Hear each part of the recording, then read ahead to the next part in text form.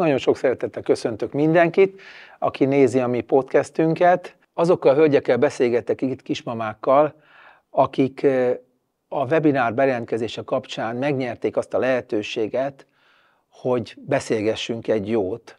Beszélgessünk arról, hogy kinek mi az álláspontja a szülésről, a szülés követő időszakról, és így ők nyerték meg ezt a lehetőséget, és nagyon kíváncsi vagyok a véleményükre. Engedjék meg, hogy először is én átadjam a szót, bemutassam a három kismát, illetve megkérem őket, hogy ők mutatkozzanak be röviden várandóságukról, meg hogy volt-e már előtte, hogy állunk most. Sziasztok, üdvözlöm, doktor úr! Nagyon köszönöm a lehetőséget.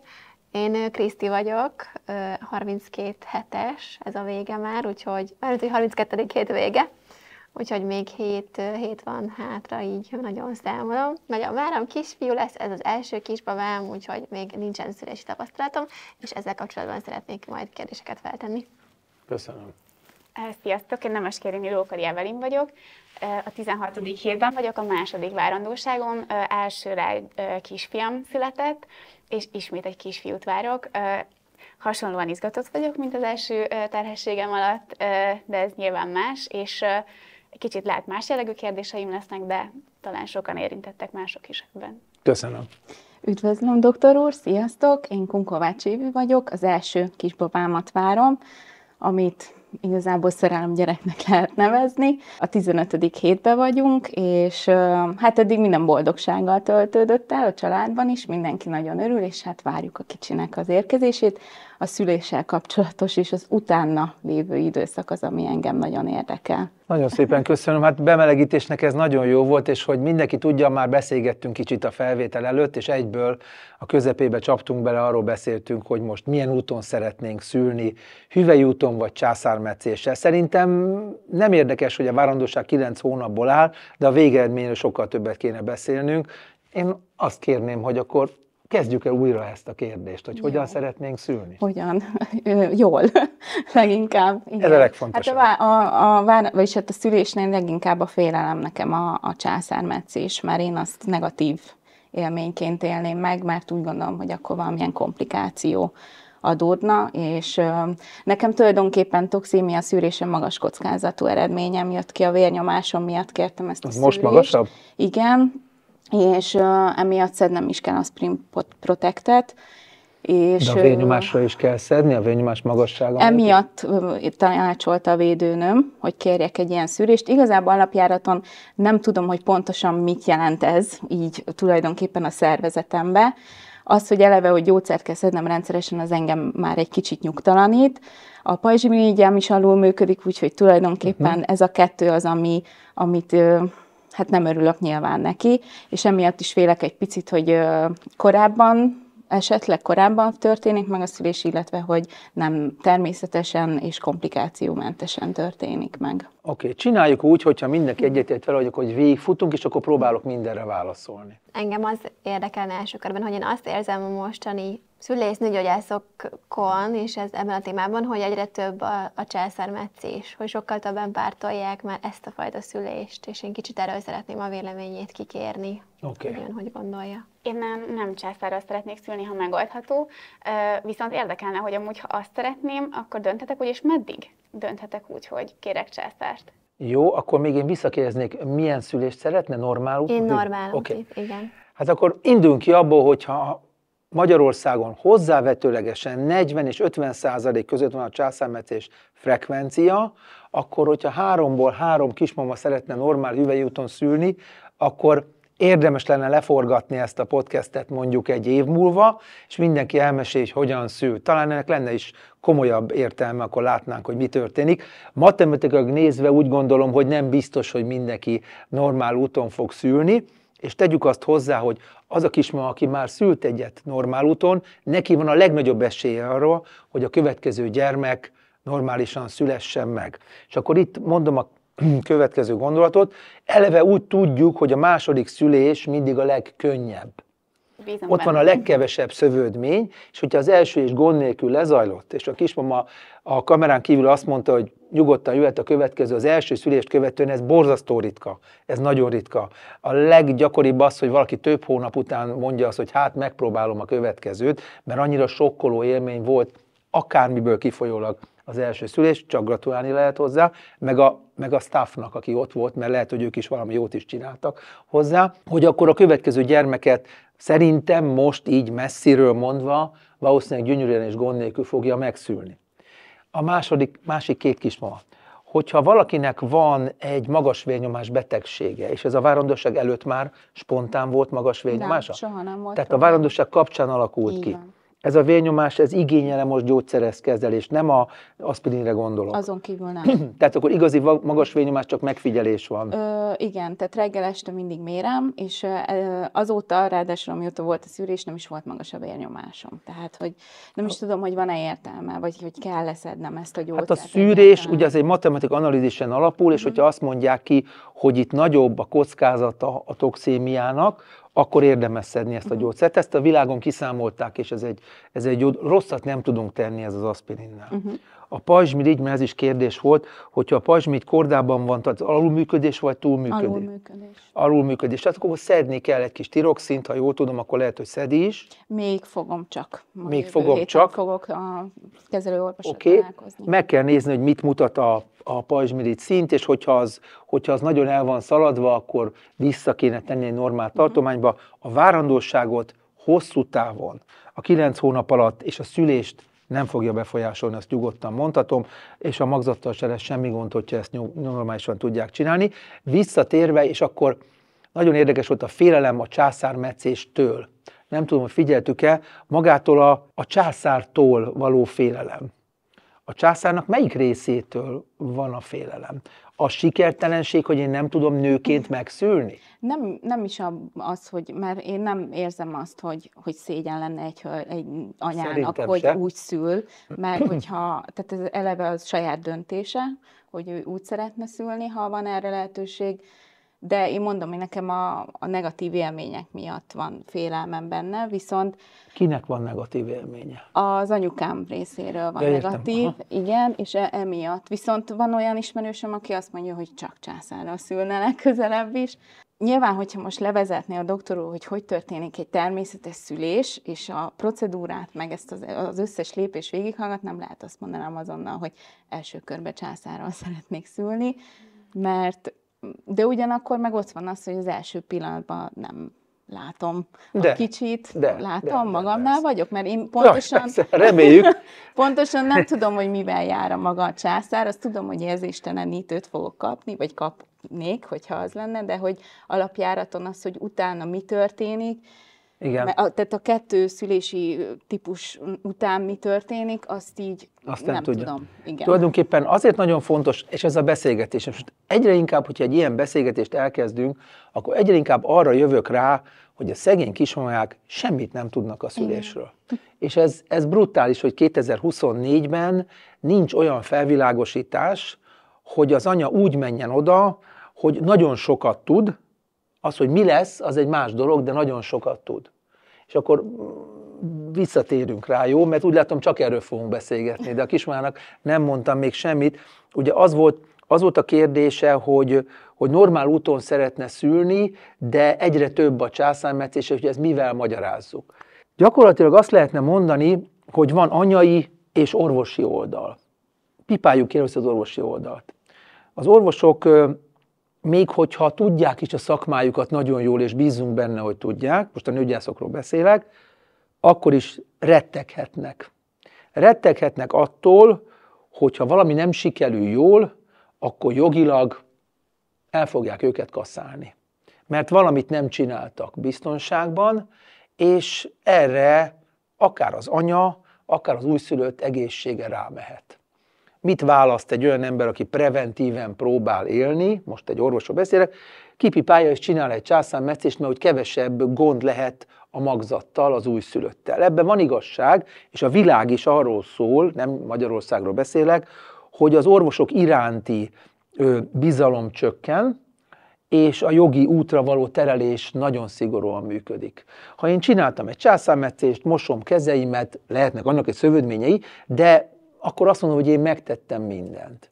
Ez az egyik oldal. De nézzük az anyai oldalt, ami nagyon megad. A magzati oldal nincs, mert szegény magzat nem tud mit mondani. De neki is lennének azért hozzáfűzni valói, csak még nem tudunk vele beszélni. Anyai oldal. Az anyák miatt is nagyon fokozódik a császármetszés frekvencia. Mert számomra meglepő, hogy 3-ból egy sem mondta azt, hogy ő császárt szeretne úgy azonnal, de az kismamák nagy része, az a 40 és 50% között, aki császárra kerül, annak a fele biztosan császárt szeretne.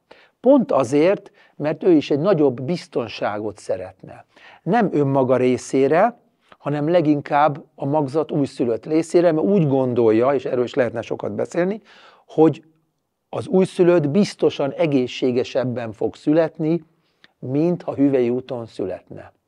Tehát akkor a válasz az az, hogy nagyon sok dolog játszik, és úgy összecsúcsosodik minden, hát ha az anya akarja, hát akkor én is akarom. Hát ha én akarom, akkor meg erőltetem, hogy az anya is akarja, mert tudok én olyat mondani 100 érvet, amivel meggyőz mindenki. És a másik oldal is tud mondani, de azokat inkább tegyük arrébb.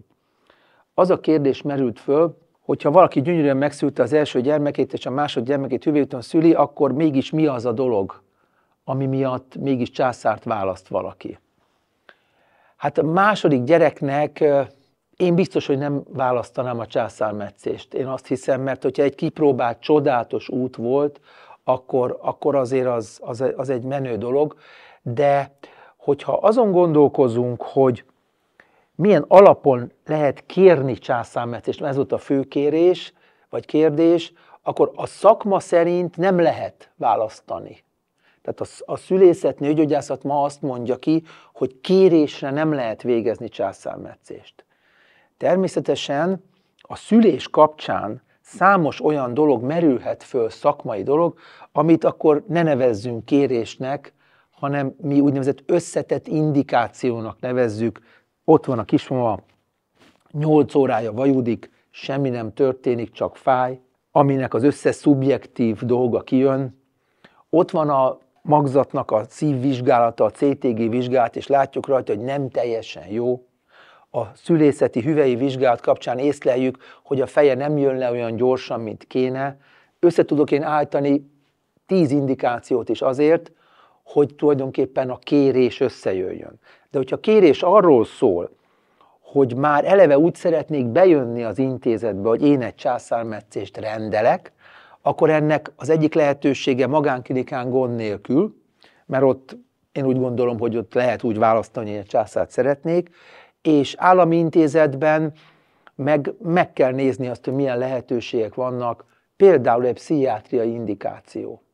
Hogyha valaki hoz egy olyan papírt, hogy ő a hüvelyi szüléstől akármilyen okból kifolyólag nem tudja vállalni, és ezt egy szakmabeli kitűnő pszichiáter lepecsételi, akkor az nekünk kötelező érvényűen császármetszést jelent. Most mondtam egy példát erre, de vannak olyan orvosi indikációk, amikor kötelezően császárt kell csinálni ma Magyarországon. Hát az azt jelenti, hogyha az a medence nem jó helyezkedik el, történt valami az előző szülés kapcsán, szétrepett a méhen. Nem akarok csúnyaságokat mondani, mert az mindenkit elrettent mindentől, és itt mosolygó kismamákkal beszélgetek, tehát nem arról szól az egész dolog, hogy aggódjunk. Oké, tehát ez volt az első kör. Ezzel kapcsolatban még a császárra, mert arról tudnánk majdnem a legtöbbet beszélni, de nyugodtan bármiről. Nekem még van egy kérdésem. A szülés folyamán, amikor már sok-sok órája szenved a hölgy, mi az a pont, tehát még tolófájásoknál is amúgy mondhatnám azt, és doktorról látám azt, hogy akkor megyünk császárra? A magyar nyelv eleve fájásokról beszél, tolófájás. Nagyon érdekes, mert ugye amit mondunk, azt úgy is gondoljuk. Szerencsére nekem még sosem volt fáj, igen, fáj, de ezt az angol, ezt mély összehúzódásnak hívja, kontrakciónak, csak magyarul is lehetne használni ezt a szót, tehát kicsit máshogy próbálják megélni. Nem a szavakon lovaglok, de valamennyire igen. Igen, szóval ez fáj.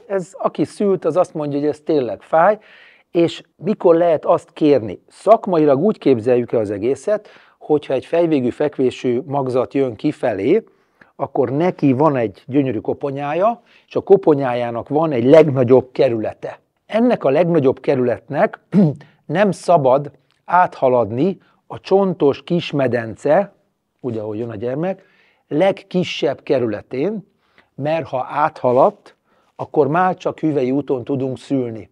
Onnan visszanyomni, visszaforgatni, az kicsit olyan olyan nem nyerő dolog. Tehát ez az egy biztos, hogy egy kismamának, hogyha ő mindenképpen császármetszést szeretne, és látjuk, hogy ez most már olyan helyzet, hogy tényleg meg kell operálni, ha áthaladt a magzat, akkor onnantól kezdve már csak lefele tudunk megszülni, vákuummal fogolva, normál úton, vagy valahogyan. De hogyha egy kismama eljutott 8 órás vajudással odáig, hogy még az a gyerkőc, az még nem haladt át ezen a határvonalon, akkor választhatjuk a császármetszést természetesen, és azért ne hagyjuk ki, hogy itt élő személyek között történik a kontaktus, ami azért meghatározó. Tehát én sem tudok, bármennyire is próbálok objektíven hozzáállni, egy olyan kismamának, aki 8 órán keresztül vajúdik, sír, kiabál, könyörög, nem tud az ember úgy oda menni, hogy ne legyen egy kicsit szubjektív a gondolata. Nem arra ösztökélek senkit se, hogy sírjon, kiabáljon és könyörögjön, hanem ha megvan az a kommunikáció, akkor biztos, hogy el lehet jutni odáig, hogy ezt az egész dolgot, hogyha nézzük, hogy miért vajúdik 8 órán keresztül, azért, mert úgy látjuk, hogy lehet, hogy ebből lesz egy gyönyörű szülés. Csak a szülészetben, ellentétben más egészségügyi szakmákban az a nagy különbség, hogy lehet, hogy 5 perccel ezelőtt még teljesen más gondolunk, mint 5 perc múlva. Ez igaz mind a két oldalra. Hogyha valaki, ahogy mondtam, nem jött át a koponya, nem jött, na elmegyünk a műtőbe, elmondom a legutóbbi ilyen, hogy mondjam, érdekes történet, egy nagyon kedves kismama a második gyermekét szülte, de amikor bejött a klinikára, már túl voltunk az időn, megrepesztettem a burkot, és ez a burok után a mekóniumos magzatvíz ürült. Talán hallottunk a mekóniumos magzatvízről, az azt jelenti, hogy belekakált a gyermek a magzatvízbe. Ez mindig azt jelzi, hogy az ő általános állapota nem 100%-os. De a vajúdás jó haladt, és úgy döntöttünk, hogy megpróbálunk egy zárható, egy körülbelül véges időre megszülni, mert a szívműködés jó volt. És ő szépen haladt, és ügyes voltak, második szülés az mindig könnyebben megy, de hozott egy időpontot, és azt mondta a doktor úr, ne húzzuk tovább, mert a víz, meg ez, meg az. Oké, elmentünk a műtőbe. Bementünk a műtőbe, és ott egy érdekes hatásra, nem volt érdekes hatás, egy nyomás hatására lejjebb zökkent a gyerkőc feje, átment azon a ponton, és onnantól kezdve azt mondtam, hogy stopli, akkor most megpróbálunk így megszülni, és 2 perc alatt megszületett a gyermek. Tehát azért ez egy dinamikus folyamat, azt szeretném megmondani, és bármennyi is az embernek van tapasztalata, 5, 10, 20, 30 év tapasztalat, 1000 szülés, 20 000 szülés, mindig minden szülés új és más egy kicsikét. Sokat beszéltem, tessék kérdezni. Ezt jó hallani egyébként, hogy ennyi év tapasztalat ellenére is mindig úgy gondolja, hogy így vannak újdonságok, meg hogy nem egy futószalagon történő dolog ez a szülés. Hát egyik az, hogy mindenki más. Ha én mondjuk ugyanaz vagyok, én sem vagyok ugyanaz, milyen lábbal kelek, és hogy milyen tapasztalatom van. Tehát biztos teljesen más, hogy vezettem szülést 20 évvel ezelőtt, mint most. És a másik az, hogy maga a szülés is teljesen más. Vannak azok az anyák, akik úgy gondolják, és ezt nagyon-nagyon mondom a csatorna hallgatói felé, hogy ők úgy gondolják, hogy egy szülés kapcsán el tudják mondani, hogy milyen egy szülés. Nekem is ez volt a tapasztalatom, amit bejelentettem, hogy kisbabát várok, hogy mindenki elmondta a saját történetét, volt olyan is, aki azt mondta, hát én 2 is elvetéltem, de ne aggódj, utána teherbestem is már meg. Tehát, hogy ilyenekre amúgy úgy nagyon nem vagyok nyitott, de hogy alapjáraton én is ezt tapasztaltam, amit a doktor úr mond, hogy oké, szültem, persze nyilván tapasztaltabb, mint aki az első gyermekét várja, de hogy nekem ez annyira nem esik jól, hogyha valaki így nyilatkozik. Nagyon fontos azt érezni, hogy ne legyünk autentikusak. És én azt mondom, hogy ha jön a második gyermek, akkor legyen az a csodás szerencsénk, hogy olyan ügyesen, ugyanúgy minden működik, mert a tapasztalat az már megvan, de annyi körülmény befolyásolja a szülést. Hát még mindig izgulok azért. Szerintem ez soha nem fog elmúlni. Tehát én most tapasztaltam meg azt például, amit az anyukáink mondtak mindig, hogy majd megtudod. És amikor én megtudtam, vagyis hát még nem is tudtam, csak készültünk arra, hogy kisbabánk legyen, és hogy az a tudat, hogy babát akarok, meg hogy akkor csináljunk tesztet, mert hogy itt az ideje, és abban a pillanatban bennem volt az, hogy elkezdtem aggódni és félni, és akkor gondolkozni, és akkor beindult minden az agyamba, és ezt szerintem soha nem fog elmúlni. Hadd kérdezzem meg, hogyha mondjuk a szülést mondjuk kicsit úgy már megbeszéltük, bár erről lehetne a legtöbbet beszélni, hogy a várandóságban vannak olyan mérföldkövek, olyan pontok, olyan csomópontok, amikről lehet, hogy sokkal többet kéne beszélnünk, amiről sokkal többet kéne tudni. Nekem ott a 24. hétnél az ilyen cukorterheléses, hogy azt miért ott csináljuk. Megmondta a doktor úr, hogy aki tudatosabb, az akár hamarabb is, hogyha korábban probléma volt, úgy nekem most pont ez lesz, hogy hamarabb megnézzük a cukrot. De az elsőnél valami gond volt? Csak ilyen határérték volt, és akkor az diétát kellett tartanom. Most az elejétől kell elvileg, próbálkozom, és hamarabb is fogjuk csinálni, de hogy amúgy miért a 24. hét, hogy előtte nincs befolyással rá annyira, vagy ez miért itt van? A 24. heti vércukorterhésre azt kell először is mondani, hogy nagyon gyakran szokták azt mondani, és nem is értem a védőnőket, hogy arrébb teszik 26-28-ra, vagy nem tudom, hogy hova, amit már teljesen én negálok, mert akkor a végén, ha tényleg kiderül valami, akkor mikor kezdjük meg ennek a hívjuk terápiáját. A 24. hét ezek nagyon komoly vizsgálatok alapján keresték ki azt az időpontot, amire az anyagcsere olyanná változik, a magzatnak a mérete is, hogy már nagyon befolyásolni tudja a cukoranyagcserét. Természetesen azoknál a kismamáknál, akiknek előző terhességük kapcsán, ahogy ön is említette, volt valami kis gyanú, azoknak előrébb kell vinni. Természetesen azok, akik eleve valamilyen cukor-intolerancia miatt, valamilyen inzulinrezisztencia, vagy bármi miatt fölmerül egy ilyen lehetőség, azoknak sokkal előrébb kell vinni. Előrébb érdemes vinni azoknál is, akiknek a családban halmozottan fordul elő bármilyen cukorbetegség. Mert akkor szerintem olyanok vagyunk, mintha bedugtuk volna a fejünket a homokba, és akkor na hát, mégis 8,4 lett a cukor 24. héten, és akkor egy okos kismama megkérdezi, doktor úr, és nem volt ugyanilyen magas a 20. héten? Szerintem igen. Tehát ezt meg lehet csináltatni, hogyha akarjuk előbb is.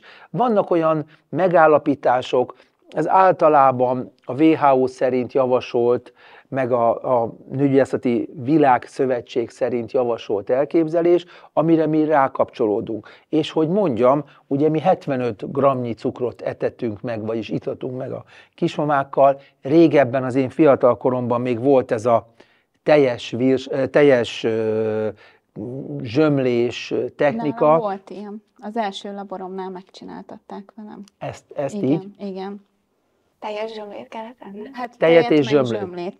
Levették először a vért, Na, azért, hogy ez... és utána meg kellett tenni a zsömlét és a 2,5 deci tejet, és utána másfél óra múlva visszamentem megint. Igen, ugye körülbelül, hogyha kiszámoljuk, hogy ebben mennyi cukor van, mennyi szénhidrát van, és akkor ez jobban ehető, mert nagyon sok ismerőm közölte velem, hogy ezt a 75 grammnyi cukrot ő nem tudja meginni egyszerre, és ki fogja hányni, és van, akinek tényleg ez meg is történik. Ugye ezek nagyon kőbevésett dolgok, és én, mint nőgyógyász nem is szabad, hogy ezt bántsam, ezeket a kőbevésett dolgokat, de hogyha kicsit rugalmas vagyok, akkor azt mondom, megkérdezem, családban volt-e ez az amaz, kiderül, hogy igen, csináljuk meg sokkal előbb ezt a terhelést. De azért fordítsuk meg az egészet. Hogyha megcsináltatunk egy ilyen terhelést a várandóság 12. hetében, hát azelőtt azért már nem sok értelme van, és az jön ki, hogy teljesen negatív, akkor mennyire érezzük biztonságban magunkat. Tehát fordítva is igaz. Nem tudom, volt-e valaki toxoplazma szűrésem? Nem. Tudjuk, hogy a toxoplazma nagyon rusnya kórokozó, amit sokan hiszik, hogy a macskának a vizeletével, hogyha otthon van a családban macska, akkor úgy kapjuk el, de leginkább a zöldséggel kapjuk el, amire az útszélén valamikor a macska éppen rávizelt, és a toxoplazma brutális eltéréseket tud csinálni az újszülöttben. Itt a sokszori vizsgálatról szeretnék mesélni. És aki nagyon tudatos, az már a 12. hétben szívja az én véremet, hogy csináljunk meg egy toxoplazma vizsgálatot. Oké, megcsináljuk. És az jön ki, hogy ő negatív. Ugye az jöhet ki, hogy pozitív, és az jöhet ki, hogy most pozitív. Ez egy vérvétel? Igen, ez egy vérvétel. Na most, hogyha ilyen korán csináljuk meg, akkor ráírják a tudósok a laborban, hogy ismételni kell 5 hét múlva megint. Hát, ha pozitív lesz. Na most annak a matematikai esélye, hogy idáig soha nem volt toxoplazmás, és most lesz a következő hetekben, amikor már a magzatot is kevésbé bántja, annak nincs értelme. Ezt azért akartam kicsit példaként felhozni, hogy valahogy azt a cukorterhelést, ezért tették a 24. hétre, hogy se előtte, se utána, erre már ő kórjósló tud lenni. Hát ha előtte volt valaki, akkor nem jártunk annyira jól, ha utána meg, hogyha korán csinálunk, akkor ezért nem.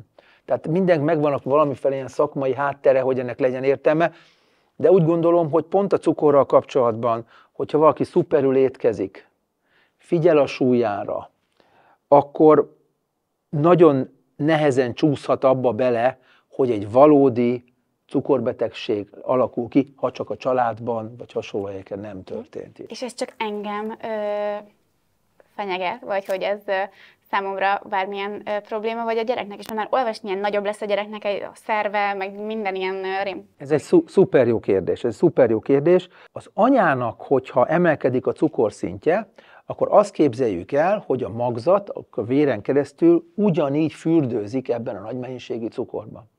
Ennek hatására a magzat elkezdi a hasnyálmirigyében, a Langerhans sejteken keresztül az inzulint termelni, hogy ő földolgozza ezt az inzulint, mert ő neki is ilyen magas lesz a cukorszintje.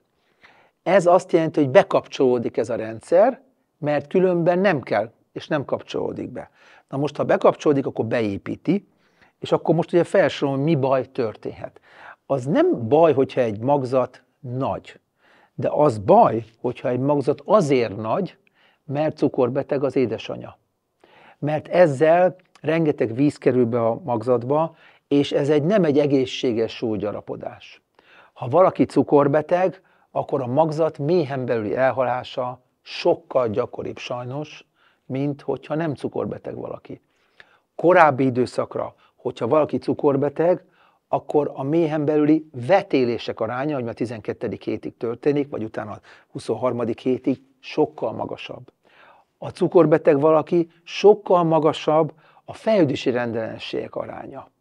Tehát ez mind igaz, és ezért kell erre nagyon figyelni. De az, hogy cukorbeteg valaki, az számomra azt jelenti, hogy szigorúan a várandóság előtt már cukorbeteg volt, alatta is lehet nagyon gyorsan cukorbeteg valaki, de az úgyis marad egy ideig, és inzulinra szorul, hogy a várandóság kapcsán nem adunk gyógyszert, most már azt is adunk, amit az inzulin helyett adnának a felnőttkori cukorbetegség kapcsán. És hogyha ebbe nagyon picit visszamegyünk, az emberiség a gyógyítással elkezdett olyan lehetőséget adni embereknek, hogy tudjanak szaporodni. Mire gondolok? Egy igazi cukorbetegségben szenvedő ember, ha megszületik, és még nem volt inzulin, akkor gyerekkorában már meghalt volna a cukorbetegségben. Ha nem annyira durva cukorbetegség, de nagyon cukorbeteg, akkor, és nincs beállítva, akkor nem tud teherbe esni. Tehát az egészségügy gyakorlatilag arra dolgozik, hogy a kevésbé egészségesek is tudjanak utána nemzeni gyermeket, ez férfi oldalra is igaz, és kiviselni női oldalra is. Oké? Tehát erre kell nekünk nagyon figyelnünk. És akkor tulajdonképpen, hogyha valaki várandóság alatt lesz cukorbeteg, akkor elegendő csak a diéta ahhoz, hogy ne legyen baja? Attól függ, hogy milyen. Ha úgynevezett gesztációs diabétesze van, nem szeretem nem magyarul beszélni, tehát várandóság alatti cukorbetegsége, hogyha ezt be tudják állítani azzal, hogy a diétát betartja, úgynevezett 160 grammos szénhidrát bevitelt per nap, ami azért szerintem elég szigorú diéta. Persze fehérjéből vödörrel lehet bevinni, tehát még azt mondom, hogy hízni is lehetne, de fehérje mellett nagyon nehéz hízni. Tehát a 160 grammos szénhidrát diétát betartja, akkor ő gyönyörűen végigviszi a terhességét. Hogyha emellett, a diéta mellett a cukorértékei, a reggeli, vagy az étkezést követő 2 órás, vagy egyesek szerint az étkezést követő 1 órás magasabb, mint amennyinek kellene lennie, akkor szigorúan inzulin kap azért, hogy ne kapcsolódjon be a magzati inzulin szekréció, és ezeknek a kismamáknak egy része felnőtt későbbi korában nagyobb eséllyel lesz cukorbeteg. És akkor ezt a cukorszintet tulajdonképpen a kismamának kell folyamatosan mérnie magának? Szigorúan. Így van, így van. Hát ilyenkor ő cukorbeteg, és magyarul a cukorbetegek tudjuk, hogy szúrják az ujjukat, igen, és naponta nem tudom hányszor nézik, vezetik is naplójukat, vezetik az étkezési naplót, és erre figyelnek, és persze sokkal gyakrabban járnak ultrangra, mérjük, nézzük, a gyermek nem lesz-e nagyobb, nincs-e valamilyen eltérés benne, tehát sokkal jobban oda kell figyelni. Emiatt lehet koraszülött? Az is lehet, igen, igen. Sok minden lehet, de hogy mondjam, hogyha jó kordában van tartva, ha be van állítva ez a cukorszint, akkor normális úton 40. hét körül, és akkor most itt álljunk is meg lehetne szülni. De a vizsgálatok azt mondják, hogy aki inzulint kap, azt a 38. héten azt a terhességet be kell fejezni. Azért, mert kiszámolták, a 38. hét után a 40. hétig, vagy ne adj Isten tovább, brutálisan emelkedik a magzati elhalások aránya. És azért nem lenne jó megválni. És akkor ebben az esetben ez császármetszést jelent? Hívjuk szülésindításnak első lépésben, mert legyünk kicsit körmönfontabbak, vagy adjunk lehetőséget arra, hogy egy harmadszor szülőnek 38. héten van egy kellemes, mondjuk 2-3 centis mészája, és azt megrepesztik azt a burkot a 38. héten, akkor is van esély, hogy megszüljön normál úton. Egy először szülőnek, mi primiparának hívjuk, egy először szülőnek a 38. héten egy zárt mészálynál gyakorlatilag nem sok esélye van arra, hogy normál úton megszüljön. Ha ő szeretné, megpróbálkozhatnak, de akkor a császármetszést fogják inkább javasolni, mert ez az üdvözítő út.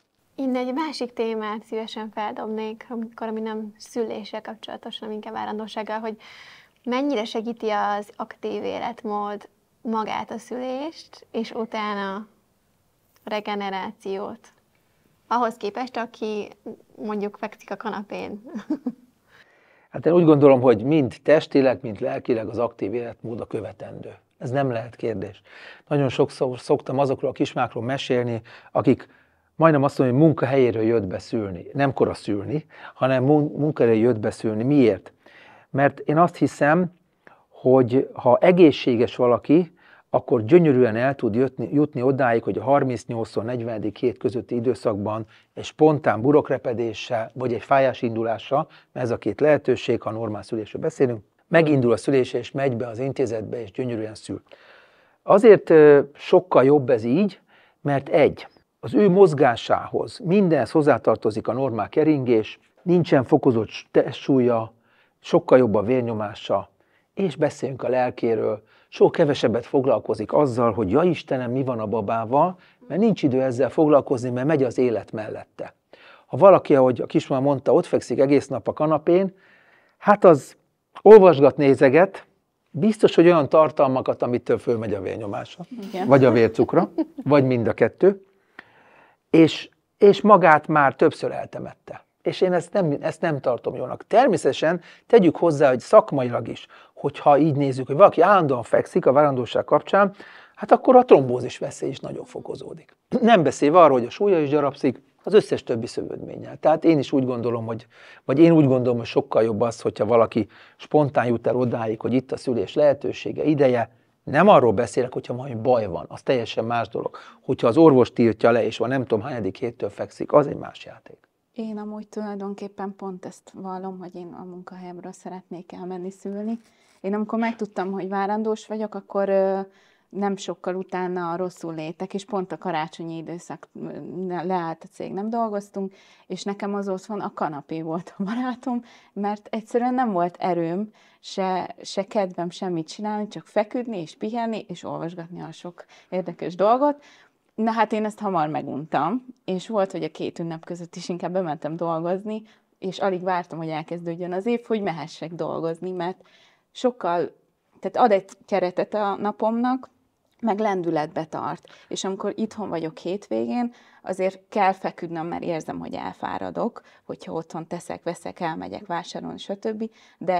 De sokkal jobban érzem magam úgy, hogyha reggel fölkelek, elmegyek dolgozni, emberek között vagyok, teszek valamit, ugyanúgy az életünkért, és utána hazamegyek, jó, oké, vége a napnak, egy kicsit elfáradtam, akkor pihenjünk egy picit. Tehát, hogy ez nekem sokkal jobban tetszik. A tudatos kismama úgy gondolom így gondolkozik, és én azért próbáltam ezt a webinárt elkészíteni, hogy hát akinek van egy kis ideje a kanapé mellett, de valakinek van ideje arra, hogy miközben dolgozik, akkor azt megnézze, és a terhesség folyamát végig tudja nézni, és hát ha olyan információkhoz jut, ami kicsit relevánsabb, talán érthető is, és akkor nincsen olyan aggodalom, vagy nincs akkora aggodalom, amennyi különben is van, mert nagyon sokkal többet kéne beszélnünk erről az egészről, én úgy gondolom.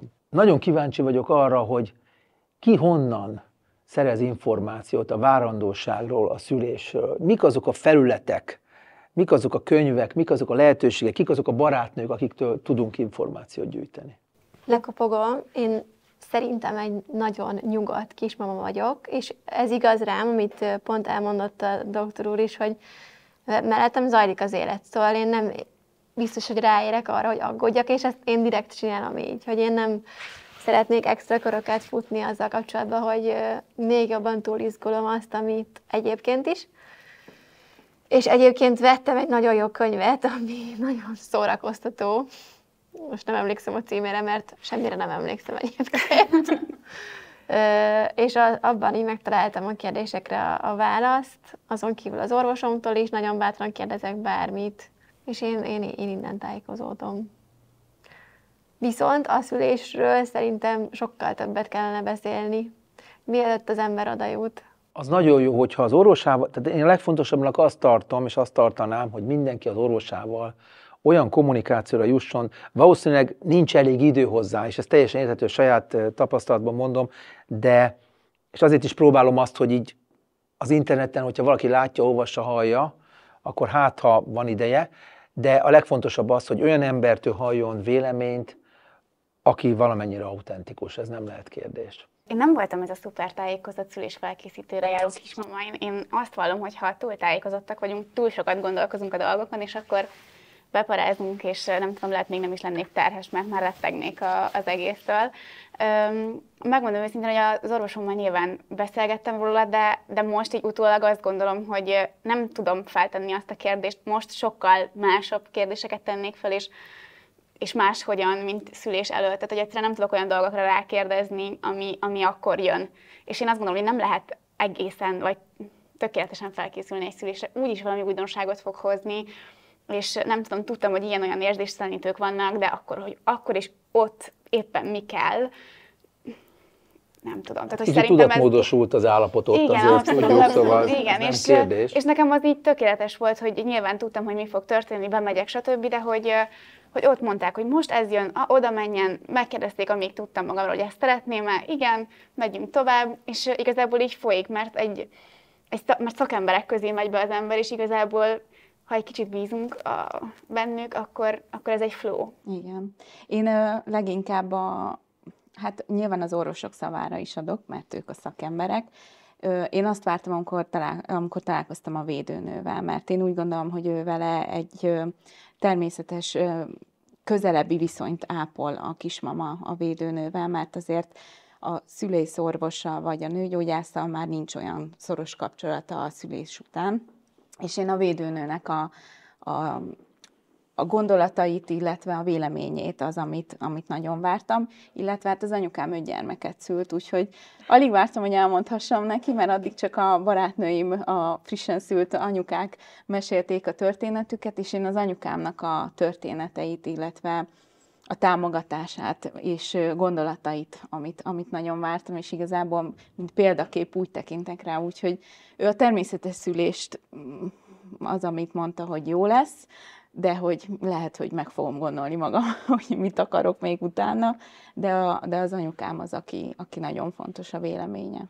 Én azt látom ebből, hogy szóval az egészségügyi személyzetben a bizalom, a beléjük vetett bizalom az rettentő fontos. Igen. Tehát ha valaki már úgy megy be, hogy engem biztos, hogy nem fognak jó módon ellátni valami, azzal tényleg nem lesz, az úgy nem Főleg, működik. hogy lehet, hogy tehát hogy első találkozás igazából, mert ha nincsen magánorvosom, és akkor engem most beutaltak a kórházba, vagy éppen otthon megindult a szülés, vagy a munkahelyemen, akkor én most bemegyek, és egy idegenek között leszek, de nyilván ez bármilyen dolog kapcsán is felmerülhet, akár hogyha eltöröm a lábam, vagy egyéb dolgok, de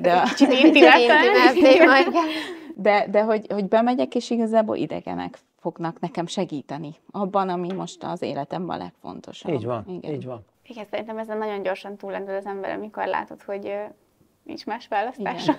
Igen. Meg akkor szerintem majd az lesz a fejemben, hogy mindegy, hogy mi csak legyen minden rendben, és essünk túl rajta. Mennyire, ugye a várandóság a 9 hónapról gyakorlatilag az utolsó 2 percről beszélgetünk csak. Igen. Tehát azért ez jó, mert az a 9 hónap az azért kell, hogy az utolsó néhány perc, az utolsó néhány óra az úgy működjön. Tehát a vércukor terheléstől kezdve bármeddig, bármiről is beszélünk, az egészséges újszülött megszületése egészséges anyával. Ez a csoda az egészben, és hogyha mondhatom, hogy a mi nehézségünk az meg az, mert a lábtörés az nagyon jó példa volt, de ott azért mégiscsak egy emberről van szó.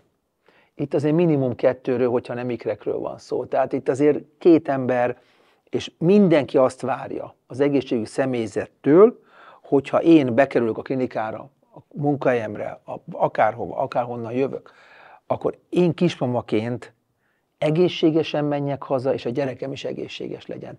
Pedig azért ne hagyjuk ki, hogy a 9 hónap alatt cukorbetegségtől kezdve magas vérnyomásig bármi létrejöhet, ami, hogyha egy belgyógyászaton fekszik valaki, akkor őt azzal gyógyítják. Itt meg még szülni is fog közben. Tehát azért van egy kicsi nehézségünk a mi oldalunkról is. Nekem lenne még egy kérdésem, ami nem a szülés, nem a terhesség kapcsán. Ugye a kombinált teszt, amit megcsinálunk, igen. És ugye ezeknek az értékei, azt hiszem, hogy ez az 1/20 000-hez talán a skála teteje, vagy alja teteje, ahogy nézzük, és ugye minél kisebb az érték, annál nagyobb az esélye az adott betegségnek. És ugye van az összes többi teszt, ami, ahogy doktor úr mondta, pénztárcafüggő. Milyen esetben javasolt tovább menni tesztekre? Egyrészt, másrészt pedig, hogy ez a skála, mit tudom én, nekem az első szülésemnél 1 a 13 000-hez volt, most pedig 1 az 5 000 valamennyihez, és alacsony kockázat, és mondták, hogy nyugodjak meg, semmi gond.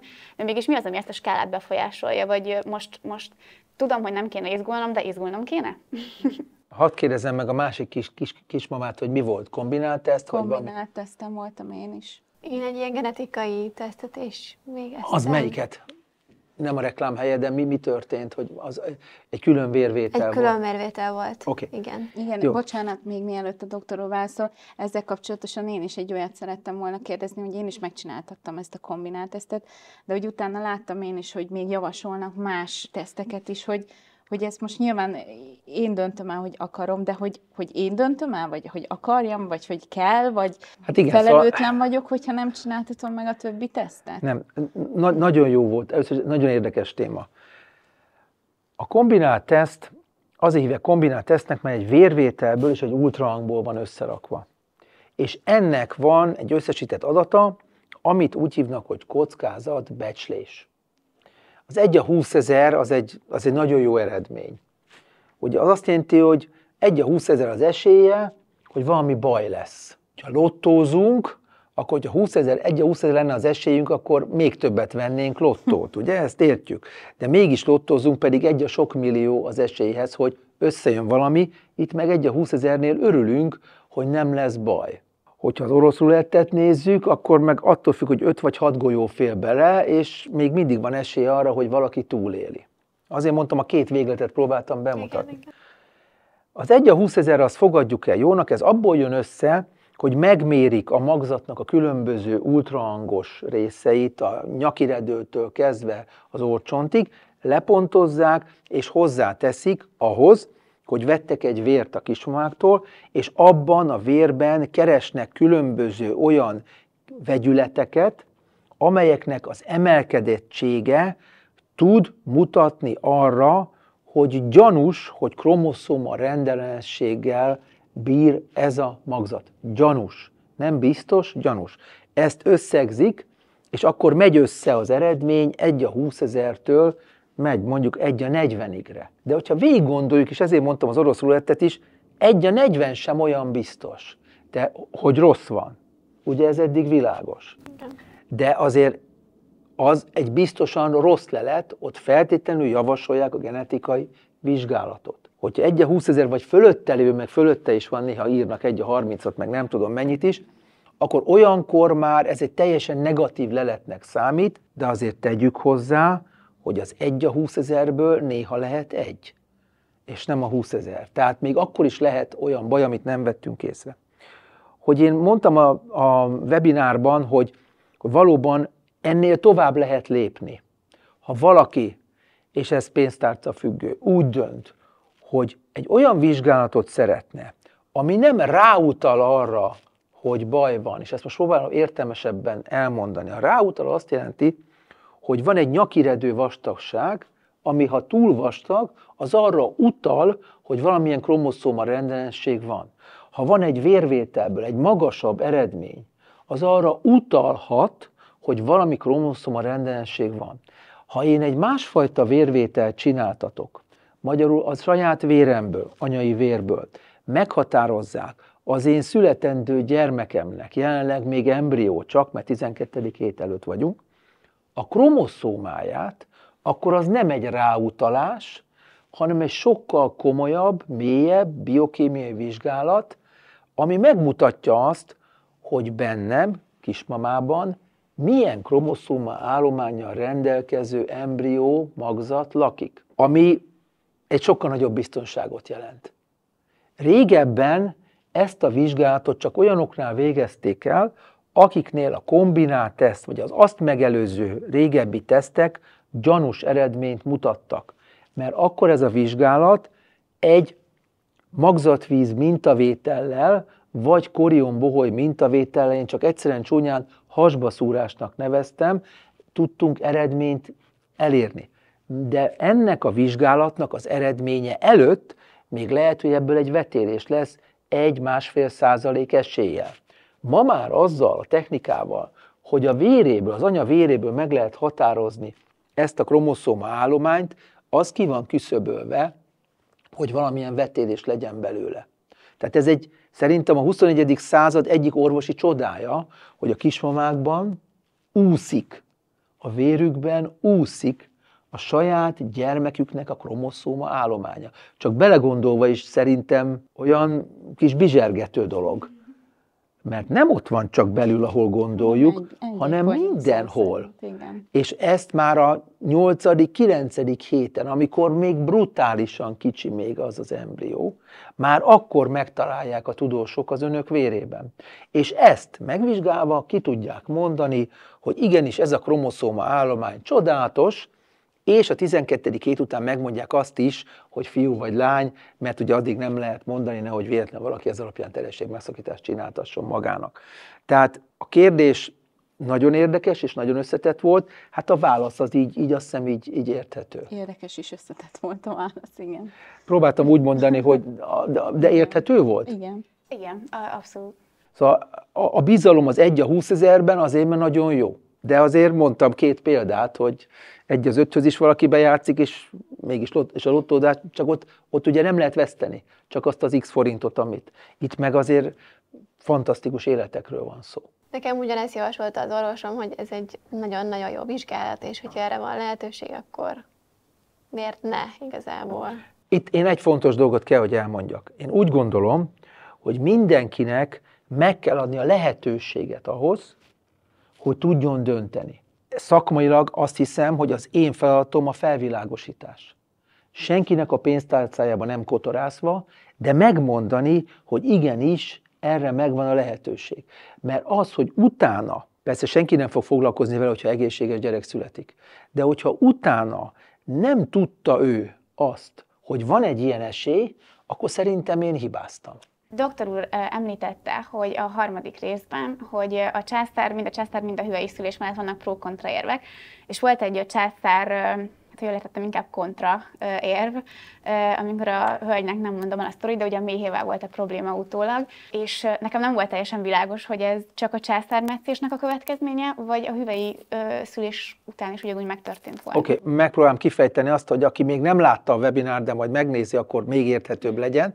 Tehát arról volt szó, egy saját történetet meséltem el, mert úgy gondolom, hogy ezek a legjobban átmenő történetek, hogy volt egy kismama, aki végül is nem tudta megszülni a gyermekét hüvei úton, és emiatt kellett csinálnunk egy császármetszést. Amikor végeztük a császármetszést, már akkor láttuk, hogy nagyon nagy mennyiségű folyadék van a hasában. És ez a folyadék kicsit olyan zavaros, olyan volt, mintha valami gyulladás lett volna a hasában. és elvégeztük a császármetszést, gyönyörű egészséges gyermek, minden rendben volt. Az 5.-6. napon is gyakorlatilag varratszedés irányába kezdtünk gondolkozni, 7.-8. napon ez történje meg, de az állapota elkezdett romlani a kismamának, és a végén 2 hét múlva sajnos egy olyan szepszisbe szaladtunk bele, ez 20-valahány évvel ezelőtt volt, hogy ki kellett venni a méhét. Azért próbáltam ezt elmondani, mert hogy a császármetszés ugye majdnem 50%-ban részese a szülésnek, hogy ne gondoljuk azt, hogy az egy ilyen totál egyszerű, csodálatos dolog, és mindenkivel minden rendben van. Nagyon ritkán, most azóta, amit a antibiotikum profilaxis van, magyarra fordítva, minden kismama a császármetszés előtt kap egy adag antibiotikumot, azóta nem is láttam még a munkahelyemen se ilyen eltérést, de régebben voltak ilyenek, és nem arról szólt, hogy mi nem jó mosakodtunk be, mert már hozta magával otthonról ezt a baktériumot, és azzal, hogy mi megnyitottuk a hasát és a méhét, azáltal ez a baktérium szétszóródott, és akkor már nem lehetett mit csinálni, sajnos ki kellett venni a méhét, és így több gyermeke nem lehetett. Gondolom, mi van, ha kérdésnek nem nagyon van itt helye, de hogyha hüvely úton szült volna, akkor ez igazából így nyomtalanul eltűnik? Valószínűleg, ha hüvely úton szül, akkor nem jutunk be a hasüregbe, tehát nem megy össze-vissza ez a baktérium, és lehet, hogy lett volna egy ilyen gyermekágyi lázas állapota, amit akkor antibiotikumot gyógyítottunk volna, ott is kapott antibiotikumot rengeteget, de akkor már olyan állapota volt a méhének, hogy nem lehetett megmenteni. Lehetséges, ezt nem tudom, és kizárni se tudom, és megerősíteni sem, hogy ez egy olyan kórokozó volt-e, ami a normál szülés után még a méhét így is megtámadta volna annyira, de annyira biztos nem, hogy emiatt a méhét el kellett volna távolítani. Én még azt szerettem volna kérdezni, hogy a webinárban volt szó a szülés utáni időszakról. Igen. És én ugye első gyermekemet várva, mi az az időszak, ami után egészséges az, hogy én például elkezdek dolgozni a kicsi mellett, akár még otthonról is. Tehát, hogy én ártok annak a kicsinek, hogy én otthon mással is elkezdek foglalkozni ugyanúgy. Tehát, hogy nem azt mondom, hogy nem akarok csak vele foglalkozni, de nem szeretném, tehát a depresszió Értem. irányába nem szeretnék elindulni. Tehát. Na akkor nézzük meg az anyai egészség megőrzési állapotot, tehát megszült a kismama, legyen ez úgy, hogy végigmondom, hogyha normál úton szül, és a császármetszéssel szül. Jó. És akkor kérek szépen egy hozzászólást, ez mennyire igaz, jó? Mert hogyha már itt vagyunk így, akkor csináljuk így. Tehát mondjuk azt, hogy normál úton megszül, ma Magyarországon most az a szabály újra visszahozták, hogy 72 óra múlva lehet hazamenni, tehát 3 napot ott kell tölteni. Ezt követően, ha van gátmetszés, ha nincs gátmetszés, ezt is külön lehet bontani, de mondjuk végig, 1 hét múlva érdemes azt, ha volt gátmetszés, sérülés, azt megnézni azt a gátat, hogy minden rendben van. Ha kell, ki lehet venni a varatokat, nem kell kivenni, felszívódó varatokról van szó. 1 héttel a szülést követően én úgy gondolom, hogy nyugodtan lehet már kádban ülni, 10 nappal a szülést követően nyugodtan el lehet kezdeni tornázni. Azt a sportot, amit a várandóság alatt, ha csinál valaki, azt ugyanúgy el lehet kezdeni, még a legextrémebbet is nyugodtan. Ha ez az extremitás komoly izzadással jár, akkor a folyadékveszteség miatt kifejezetten javasolt, szoptatás, folyadékveszteség miatt kifejezetten javasolt még több folyadékot bevinni, hogy a szoptatással ne legyen semmi probléma. Itt azonnal cáfolnám azt a gondolatot, hogy nem lehet sportolni, mert akkor nem tudok szoptatni. Ez felejtős. Tehát ott tartottunk, hogy 10 nap, a gyermek jól van, az anya jól van, más sportol. A 6 hetes időszakban, amikor 6. hét letelik, akkor lehet normál hüvei neméletet élni. Kifejezetten javasolt itt is, hogy ez a normál hüvei nemélet, ha szoptat, akkor az ösztrogén hiány miatt csak is sikosítással működik, mert különben azért nem biztos, hogy annyira jó az egész, és sérüléseket okozhat a hüvelyben. És a 6 hét után, és hogyha nem Magyarországot nézzük, akkor nagyon gyorsan, hogy szépen fogalmazzak, a munka világába vissza lehet térni.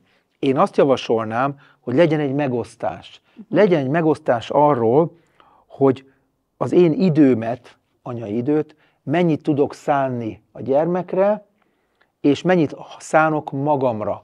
Mert az, hogy én visszamegyek a munka világába valamilyen szinten, az az én lelkemet is próbálja helyre tenni. Ki akar visszamenni a munka? Hát aki jól érezte magát a munkáján, az nem akar visszamenni sosem, aki nem érezte, inkább gyorsan még szül néhányat, hogy ezzel is meneküljön a munkahelyről, ugye? Szóval ez egy ilyen, a császármetszésnél kicsit, nem is olyan kicsit, épp hogy más a különbség.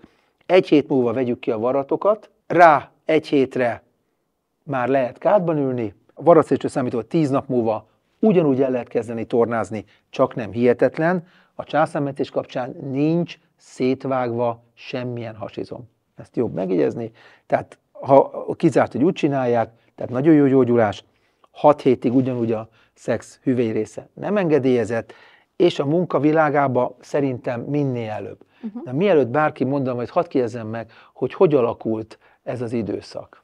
Nekem elég fájdalmas időszak volt, és szerintem egy fontos faktor, hogy mennyit alszik a kismama, hogy visszatérj dolgozni, de nyilván egyénfüggő, nem mindenkinek van olyan sok alvásra szüksége. De alapvetően szerintem, hogyha tényleg így szereted a munkád, és meg tudod oldani a kicsivel, akkor én így a barátokat választottam a visszarázódáshoz, amikor alszik a gyerek, akkor ide-oda megy anya, stb. Ha meg tudod oldani, akkor én visszamennék. Nekem egy picit hosszabb időszak volt a gyógyulás, amíg eljutottam oda, hogy sportoljak. De a 6. hét után amúgy tudtam. Csak előtte még egy kicsit ülni is fájt. Hát ez is nagy, ugye? Milyen érdekes, arról beszélünk, hogy a hüvelyi szülés milyen csodálatos. Tök jó. Császármetszés kapcsán ülni nyugodtan lehet, mert nem azzal van a probléma, ha van probléma. De valóban kihagytam, tényleg a lényeget kihagytam, az alvást. Ami tisztán és kifejezetten csak attól függ, hogy a gyermek szoptatása hogyan működik. Igen, meg hogy mennyit alszik. Igen. Hát természetesen elsősorban mindenképp az ő igényeit és az ő kis életét fogom nézni, de nem szeretnék olyan sokáig arra várni. Szellemi munkát végzek, úgyhogy igazából szeretem is csinálni. Otthon is lehet dolgozni, otthon is csinálom, igen, és igazából szeretek a része lenni, úgyhogy és nem szeretek kimaradni dolgokból. Amúgy így utólag visszagondolva, nagyon, tehát hogy én az a típus voltam, aki így ültem a gyerek felett, és már így a kontrasztos könyveket így olvastam neki, nyilván még csak nézelődött, vagy ha látott valamit, akkor. Tehát most így visszagondolva, nyilván amúgy el lett volna, hogy ott ülök mellette egy laptoppal is, tehát hogy teljesen jó, csak akkor így hirtelen valahogy így bennem, speciális nagyon fellángoltak az anyai ösztönök, és akkor úgy hirtelen meg akartam neki az egész világot mutatni, mindent.